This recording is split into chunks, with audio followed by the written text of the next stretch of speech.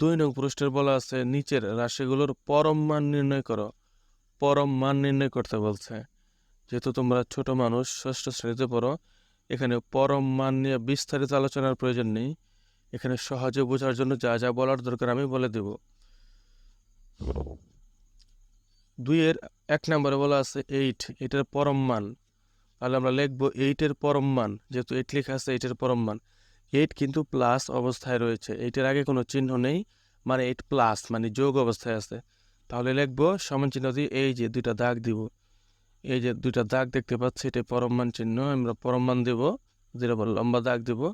আর 8 যেহেতু প্লাস মানে কোনো চিহ্ন নাই বিধায় প্লাস, এই প্লাস এখানে দিতে হবে, পরম মানের ভিতর প্লাস দিতে হবে, যেহেতু প্লাস রয়েছে। তারপর আমরা কি করব, 8 লিখে দিব, যেহেতু প্লাস পরম মান প্লাস, তারপর আবার আমরা যেহেতু প্লাস এটা এখানে শুধু প্লাসে লিখে দেব, মানে 8 লিখে দেব। এইটাই হবে আমাদের অ্যান্সার, 8। 8 হবে আমাদের অ্যান্সার, অর্থাৎ প্লাস 8-এর পরম মান, এটা যেহেতু প্লাস, প্লাস 8-এর পরম মান 8 হবে, প্লাস 8 হবে। 2 নম্বরে 13 দেওয়া আছে, এটার পরম মান লিখবো, 13-এর পরম মান আমরা সমান দিয়ে এই যে দুটো দাগ দিব, বড় বড় লম্বা দুটো দাগ দিয়ে মাঝখানে এই 13-কে বসাবো, প্লাস দিয়ে বসাবো।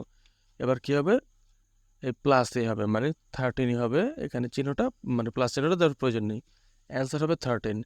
তাহলে আমরা কি বুঝলাম, যদি প্লাস চিহ্ন মানে প্লাস দেওয়া থাকে চিহ্ন, মানে চিহ্ন না দেওয়া থাকে সেটাও প্লাস বোঝায়। আর মানে এরকম যদি শুধু সংখ্যা থাকে প্লাসের সংখ্যা, তাহলে সেটার পরম মান ওই সংখ্যাটাই হবে, যেমন 8 আছে 8ই হবে, 13 আছে 13 হবে, 15 থাকলে 15 হতো, 10 থাকলে 10 হতো, মানে প্লাসের যেগুলো থাকবে ওই প্লাসেরগুলোই পরম মান। এবার আমরা 3 নম্বর দেখি, -9, এখানে কিন্তু -9 দেওয়া আছে, তাহলে এটার পরম মান কি লিখবো, -9-এর পরম মান, মাইনাসটার সাথে লিখতে হয়, প্লাসটা না লিখলেও চলে শুরুতে।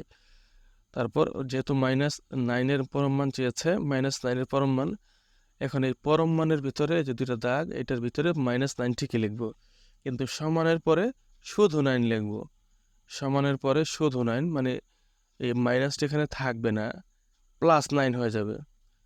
এটাই আমাদের অ্যান্সার। আমরা বলে দিচ্ছি, যদি কোনো সংখ্যার পরম মান নির্ণয় করতে বলে, যদি শুরুতে মাইনাস থাকে সেইটার অ্যান্সারও প্লাস হবে, যদি প্লাস থাকে সেইটার অ্যান্সারও প্লাসই হবে। পরম মানের ক্ষেত্রে প্লাস থাক আর মাইনাস থাক, এইটার উত্তর বা অ্যান্সার সবসময় প্লাসই হবে, এটা মনে রাখবে।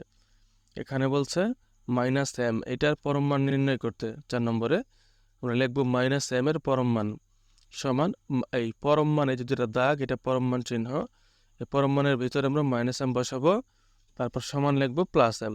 আমরা জানি যে মাইনাস যদি থাকলেও প্লাস হবে আর প্লাস থাকলেও প্লাস হবে, অর্থাৎ এই পরম মানের ভিতরে মাইনাস চিহ্ন দেওয়া থাকলেও এখানে মানে মাইনাস উঠে গিয়ে প্লাস হয়ে যাবে, আর প্লাস থাকলেও প্লাস হবে, অর্থাৎ এখানে চিহ্ন দেওয়া লাগবে না। এটাই আমাদের অ্যান্সার।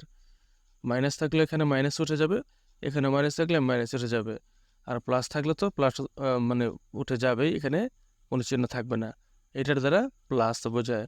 তাহলে পরম মান আমরা আশা করি বুঝতে পেরেছি, যে যদি কোনো সংখ্যার শুরুতে প্লাস চিহ্ন থাকে সেটার অ্যান্সার যেমন প্লাসই হয়, যদি মাইনাস চিহ্ন থাকে সেটার অ্যান্সার প্লাস হয়ে যায়। এটা আমাদের অ্যান্সার হচ্ছে m, +m।